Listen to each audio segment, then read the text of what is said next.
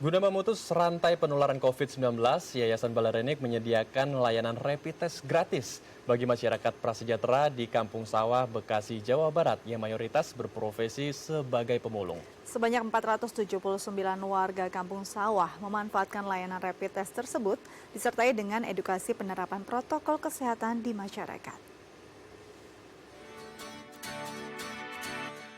Sebagai bentuk kepedulian terhadap masyarakat prasejahtera, Yayasan Balarenik pada Kamis 13 Agustus 2020 lalu menyelenggarakan tes cepat COVID-19 di Kampung Sawah, Kelurahan Bintara Jaya, Bekasi, Jawa Barat. Sebanyak 479 orang warga yang bekerja sebagai pemulung mengikuti tes cepat ini dan akan diberitahukan hasilnya secara personal sebagai upaya pencegahan penyebaran COVID-19 di wilayah pemukiman penduduk. Tes cepat ini merupakan bantuan dari Kementerian Sosial Republik Indonesia dan dilaksanakan oleh Puskesmas Kelurahan Bintara Jaya bersama dengan Yayasan Balarenik.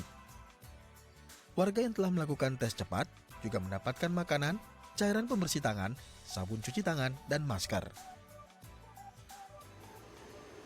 Ya, untuk mengetahui seperti apa layanan dari rapid test ini, untuk membahasnya kita telah terhubung dengan Bapak Agusman selaku Ketua Yayasan Balarenik. Selamat siang Pak Agus, apa kabar Pak? Selamat siang Bang Andrew dan Mbak Dika. Alhamdulillah keadaan kami baik-baik, sehat semuanya. Baik, Alhamdulillah baik. Pak Agus, ini kan di daerah kampung saya di Kampung Sawah, maksud kami di wilayah Bekasi ya Pak, ada kegiatan rapid test bagi warga prasejahtera. Ini mungkin boleh diceritakan Pak, memang seperti apa kondisi di Kampung Sawah tersebut? Apakah zonanya zona merah semua atau zona hitam rata semua? Atau seperti apa Pak kondisi saat ini di lokasi tersebut? Ya, terima kasih. Alhamdulillah di beberapa bulan terakhir kami cukup intens melakukan pendampingan dan edukasi kepada masyarakat Kampung Sawah yang mayoritas mereka bekerja sebagai pemulung dan sampai dengan 1 bulan yang lalu kita belum tahu apakah itu zona merah atau hijau, tapi kalau untuk data yang mengalami COVID atau yang lainnya juga kita belum ada data, makanya sambil memberikan layanan-layanan kegiatan protokol kesehatan, edukasi, kemudian memberikan pemenuhan kebutuhan dasar dari semuanya dari Kementerian Sosial Republik Indonesia kerjasama dengan Dinas Sosial Kota Bekasi, Kelurahan, dan Puskesmas. Nah, kami juga merasa perlu dan pemerintah dalam hal ini Kementerian Sosial juga mendukung untuk pengadaan peralatan rapid testnya yang pada tanggal 13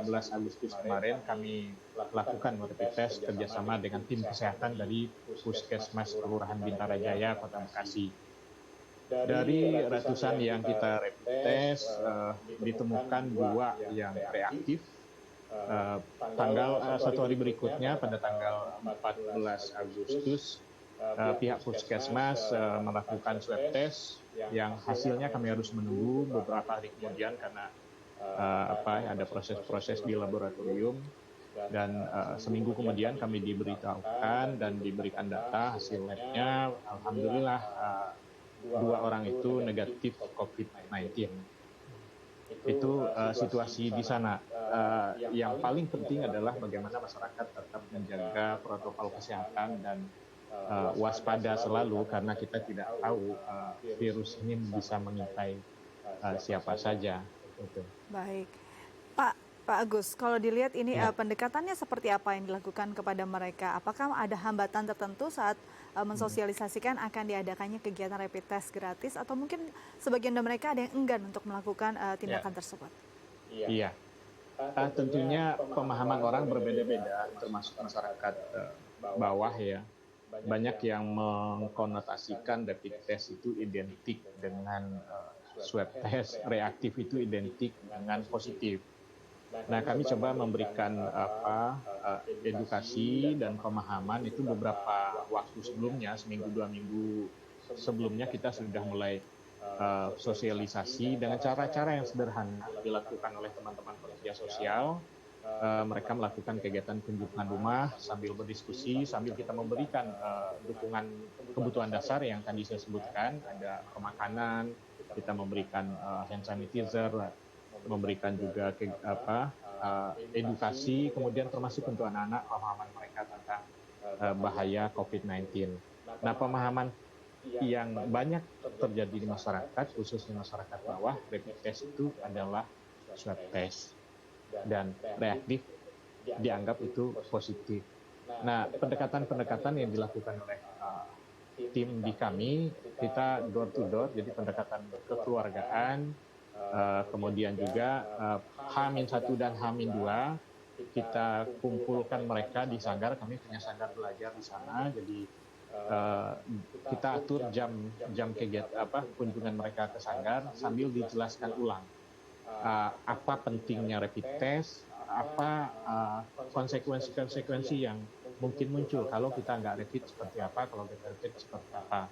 Nah, ketakutan yang paling banyak terjadi adalah, Pak, kalau nanti ada yang positif, berarti kita di lockdown dong, kampung kita. Pak, kalau nanti positif, berarti keluarga nggak bisa cari nafkah, dan yang lain-lain. Nah, kami harus bisa meyakinkan mereka bahwa semuanya mengikuti proses yang profesional, semuanya mengikuti protokol kesehatan, dan kami tetap melakukan pendampingan apapun hasil dari rapid test dan swab test. Gitu. Baik, itu dia ya. Pentingnya edukasi bagi Betul. masyarakat agar masyarakat itu tidak langsung paranoid ya, begitu melihat ada yang reaktif langsung menutup diri, kemudian memberikan stigma negatif kepada warga yang reaktif dari rapid test ini.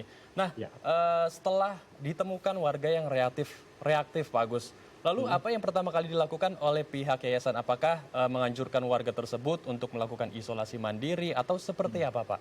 Ya.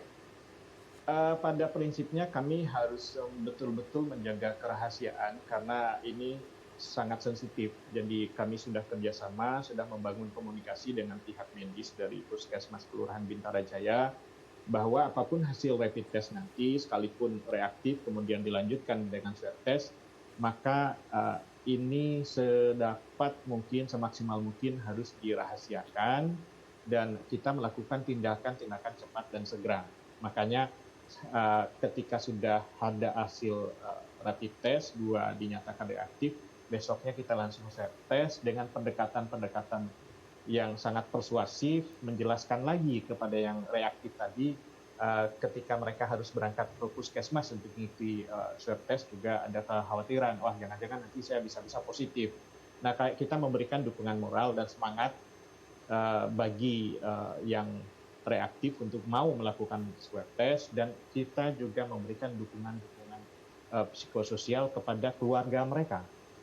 Nah, ketika menjelang menunggu hasil swab test yang sekian hari itu, hampir seminggu, kami selalu melakukan pendekatan kekeluargaan, baik ke keluarga mereka maupun ke yang reaktif tadi.